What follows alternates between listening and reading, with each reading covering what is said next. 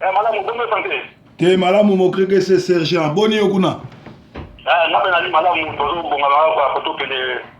marche ko za lelo ndeko na biso Albert Mukisa sala ki tonga to kele bonga marche kuna il faut que peut-être tout pression. Et Congo il faut la libérer pacifiquement na ba voix ba élection. Vous comprenez? C'est la seule voie où il faut libérer Mboka na biso pour na pas respecter constitution, constitution, respect la constitution. Et puis ba élection c'est le libre et démocratique pour ba faire élection c'est synonyme il y a ba mort na ba blessé. Tout le monde, la salité mandat na yé koki atika na malembe akende, c'est la volonté du peuple congolais. Donc les institutions fortes et non les hommes forts. Mais alors qu'on a bien gagné le psycho zali de konangai, na uti kolanda bandi moko siko ko sali na affaire na biso moko soki la télévision siko za pour répondre pour la accusation. Ouais. Alors, bandi ali boso na kala kango tipo yo wat makama mali mitambo, na ko bande kona biso ya Canada ba répondaki ba biloko tuana na kala kango te. Ala muki na tongo awa na kalisko bandi ko bosali. Et donc on a bien dit dans le baboue. Bato na faire ça mon petit wale zali pour moi combat James Bond never die. Mais biso tozali basali na nzambe je suis évangéliste qui a rencontré le Seigneur Jésus. Ministère où on a la joie, je n'ai pas reçu ce ministère de la main d'une personne. Vous comprenez? Très bien. J'ai rencontré le Seigneur Jésus-Christ dans l'église S en flou et pas pasteur qui est moi qui est mon père qui m'a engendré dans le ministère. Tu comprends? Très bien. Moi dans la église S il y a un sou où papa n'a pas pasteur Mars. Mais papa n'a pas moulu ezali pasteur Titi Mwaka, mais maman n'a pas adopté ezali maman Jackie Chikaya. Vous comprenez? Très bien. On va les évangéliste. Na bengio na landi makambo za koloba. Vous comprenez? Bani to sa ki bosse ya mari msambo na kala ki yango te. Vous comprenez na kala ki yango te na landi ne ko sikolo na kotala ki ko bosse landi ko sikolo. Et là on a ngamba boyo. Ngai nazwaka message liboso na nzamba pesa na message contre ba pasteur ya Congo comment basili ba kisi ndamba rejeter bango. Ba presse ezali na première bande ya liboso ya 2006 tant que tu dis qu'on peut ça un message na télévision à Jean-Pierre Bemba. Na pesa message contre ba pasteur congolais wana na ba Sonika Futa ba Kizamina ba Kantenza ba Boso Kidomba. Ils ont la base vidéo na télévision à Jean-Pierre Bemba. Biso na Londres to tindi yango na kitasa. Na yebi bango beke c'était un dimanche. Nzambe a rejeté bino parce que bino bo misi sanctuaire en Gambie. Na match na télévision à Jean-Pierre Bemba. Vous comprenez? Et ça c'est l'évangéliste. Bango tu ba mona mabe ba faire Patrice. To faire Patrice ça za kolanda message oyo. Akoye bango beke tangu bana Londres bandi ko finga ye makasi ki azali infirme ba bote na mai bona boy. J'étais le premier à couper la faire Patrice na Tongo vers 10h. Na sorona moi sinaye. Après moi sinaye ko passer ngai faire Patrice na abi évangéliste.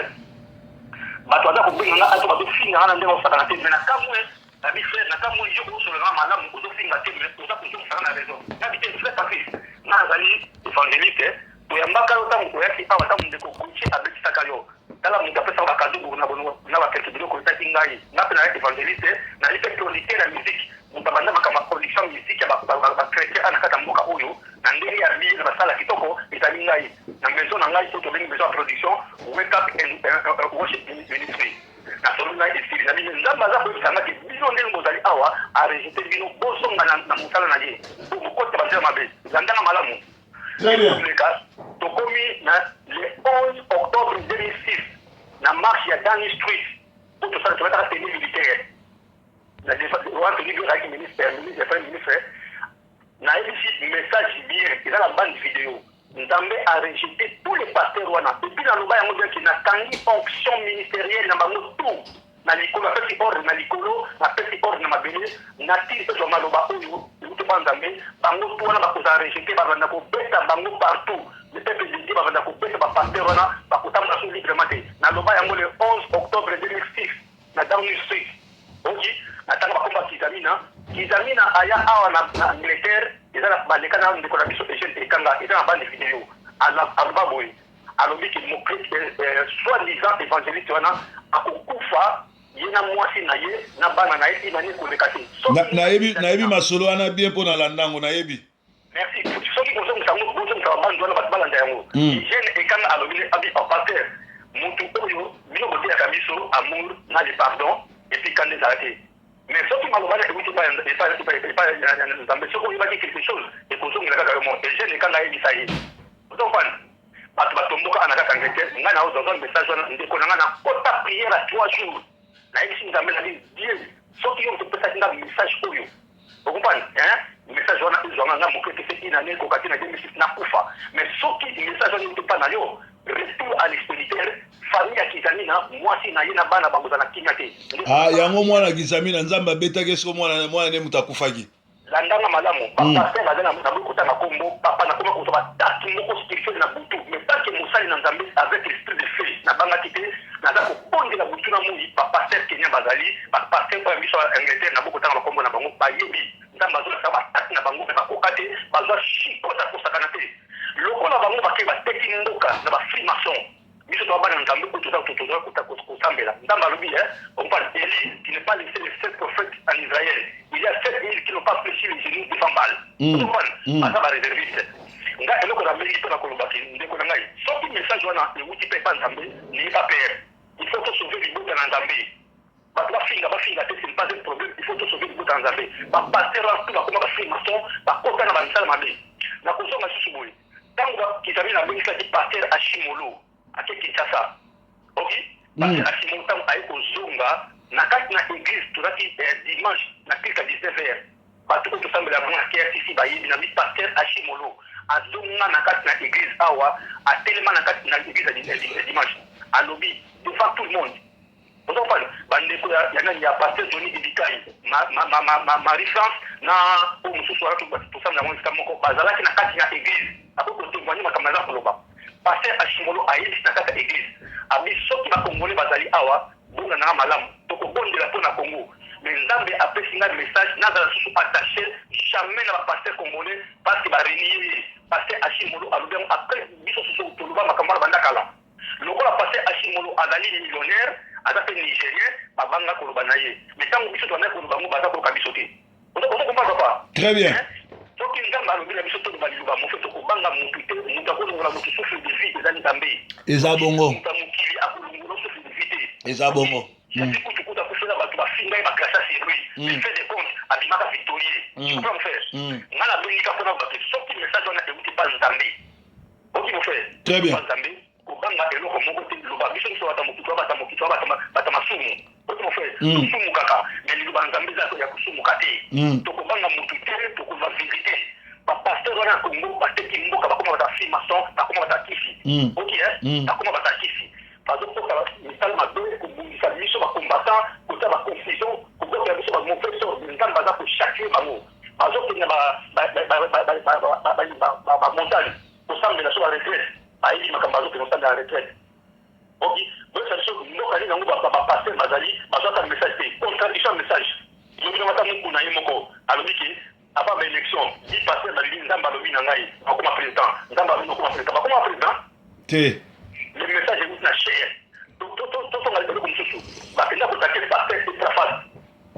oki mo frère abwakele maladi bon biso basali na nzambe totelema toza kobenga etrafase par téléphone toza kobondela toencouragea pasteur etrafase tobi kobanga eloko mo te kolela eloko mo te oki osenga mpe par lote soki osali yo par la chair wana ekozwa yo mais soki yaki esprit nzambe atindaki yo eloko osala te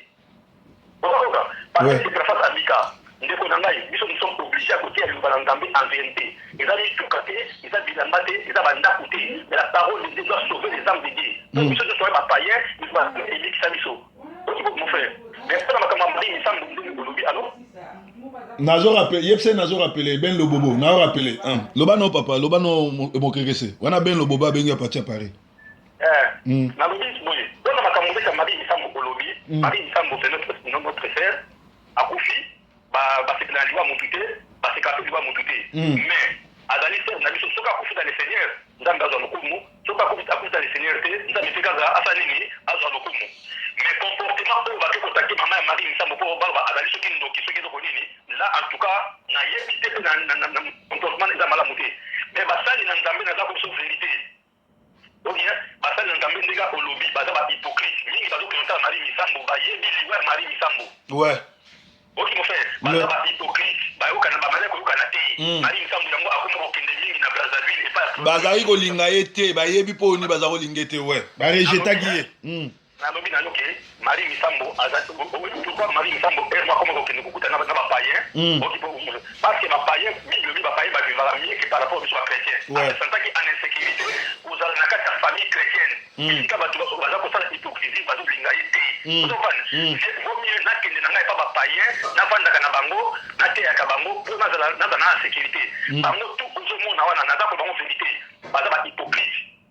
OK balinga ki Marie Misambo te bazokosa Marie Misambo tango ayaki na mariage ndeko na ye awa nani na Londres OK baki pa combattant to kena kuta Marie Misambo to solaki na ye to bisi Marie Misambo ko beta concerté habité na beta concerté na ye mariage OK mais ezala makambo mususu ko ya loba to ko bango OK ba chrétien baza ba hypocrite ba mitema mabe baki ka kosa hypocrisie balinga ki Marie Misambo te OK balinga ki yete ba mutu a chanter zona to balinga ki yete ba bande ko ko bundisa ye OK mais ndenge zali pour nanga tanki évangéliste namike que son âme repose en paix nzambe a fortifié famille na ye baza na kimia pour liwa ya muntu saka pasi eza mutu aki ndoki eza mutu aki nganga eza mutu aki soki mutu aliboma mais soki akufi etaki ndeko na bino bokokaka pasi mabe na ye oui c'est vrai mais bokokaka pasi etaki ndeko na bino que son âme repose en paix et je profite de l'occasion ya kopesa mes condoléances na famille na ye biologique et puis na entourage na ye mais basali na nzambe wana batika hypocrisie balingaki ye te na se réserver to boko ba makamaka mususu ko to solo na Marie Misambo ana kata Angleterre balingaki ye te OK de konangai nazoko très bien merci mingi pour na soutien na yo Serge Mukrekese omoni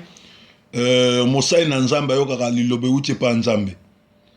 côté kutu ko banga yo ebi très bien biso banga elo te to wana ba combattant so tozo signer Kabila bongo moi ba lesbienne o ba tout ba sali ba vidéo wana ba lesbienne ba msu ba ndumba ba msu ba imoro bazo sala po bazwa moi ba view bazo sala même pas que po balingi po bango kutu ba komo fingaye mais biso to sali po to yoki nzambe pe to lobi soki ezaki ya nzambe te ko tambola mokili mobimba te c'est que nzambe amoni état église ya Congo na bandimi mingi bana lifelo yango abimisi message o pe to moni résultat nango ouais nalobi ndeko na ngai pasteur il faut to sauver ba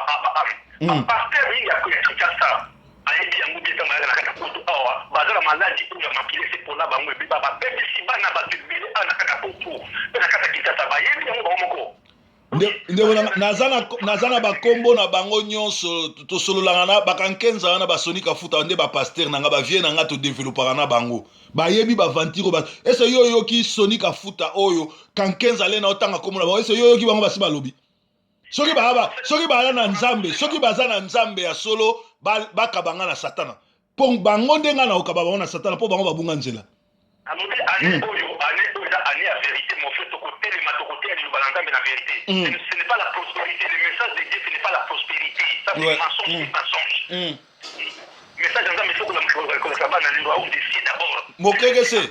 bible ezoloba soki mutu asali mabe église ekaba ye na satana na défier ba pasteur wana nyonso soki nga nazoloba lukuta soki na na libanda bible basangana bakabanga na satana totala nga na bango nana okaba muninga na satana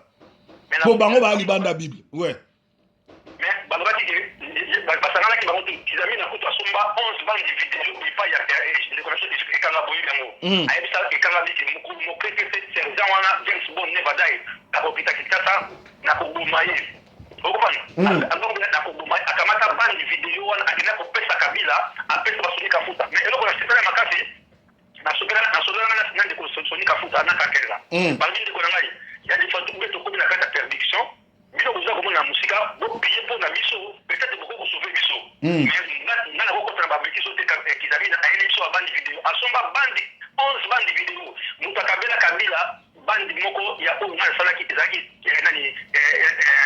kizami na ayebi yango frère mutako mona biso liwa zali souffle de vie ça ntambe mission o biso to na combat donc na ba benga na Exode 15 verset 3 na ba lobi dans Exode 15 banda na 1 qui suka mais révélation dans la personne sur ba combattant Londres et là qui 3 alors dit que j'ai envoyé un pharaon ses chars et ses élites dans la mer j'ai fait passer les enfants d'Israël et passer la mer rouge et dans Exode 15 dans verset 3 on a esprit de guerre esprit de feu donc j'ai revêtu la divinité du Seigneur en moi et on a mon esprit de guerre esprit de feu Exode 15 verset 3 babandi nanga tout le monde depuis 2006 ezalaki na kati wana combat oyo tozobunda combat oyo ya bacombattant ezali combat tozwi mandat epai ya nzambe mpona kolibere congo spirituellement ndenge badavid bazwaki bajosue bazwa bamoïse bazwa ozokompane banehemi moto na moto aza na miso na ye mpona kolibere congo biso bafali na nzambe oyo tonaso na fe toza bamiliard te mais les choses étaient grand en nous tokotelema mpona congo spirituellement tokogute bango dehors baza baprophète de bal au nom de jésus bakufa détruit ane oyo soki bayamboli te bakufaka moko sata koreklame bango na nzela bakoti. Merci ndeko nanga mokeke se nzamba pambola yo ba réaction eze belé namoni ba patch RFI namoni ba archi lobobo bazo benga yo zala bien ebite soza na message à suka parce que kala mingi te nazo koto autoroute na okende Birmingham dans un réunion message à suka na singa kino ba congolais bana nzambe oya solo totelema ane oyo tokota na kati ya mabondeli ok race de Moïse bazali biso bacombattant toali po babeka race de Josué bahomme de terrain tosengi baire na baaro bazala babondela batombola loboko ya Moïse biso to bacombattant bahomme de terrain baguerrier tokobunda surface ya terrain ok ya mofe biso to bajosué me nasengi na bana nzambe mpe ya monde entier bacongolais tokota na mabondeli betese tobondela mpona congo ane oza ane moko ya faya exode 15 verset 3. Merci Ming Mosai Nanzambe, vraiment au pesa libota mbote ba combattant nyonso tout mbote tous ensemble. Merci pour notre soutien mon kekese. Merci beaucoup. Nevada, merci. Alors Bandeko Batali wana ezali Serge Mokekese les grands combattants à partir à Londres à Bengi pour nous soutenir. Mais verset Nzamba pesinga ezana Deutéronome 30:15 et lobby. Vois, je mets aujourd'hui devant toi la vie et les biens, la mort et le mal. Car je t'ai prescrit aujourd'hui d'aimer l'Éternel ton Dieu, de marcher dans ses voies et d'observer ses commandements, ses lois et ses ordonnances, afin que tu vives et que tu multiplies et que l'Éternel Dieu te bénisse dans le pays dont tu vas entrer en possession. Mais si ton cœur se détourne et se laisse entraîner par d'autres dieux et à les servir, je vous déclare aujourd'hui que vous périrez et que vous ne prolongerez point vos jours dans les pays dont vous allez entrer en possession. Merci. Donc,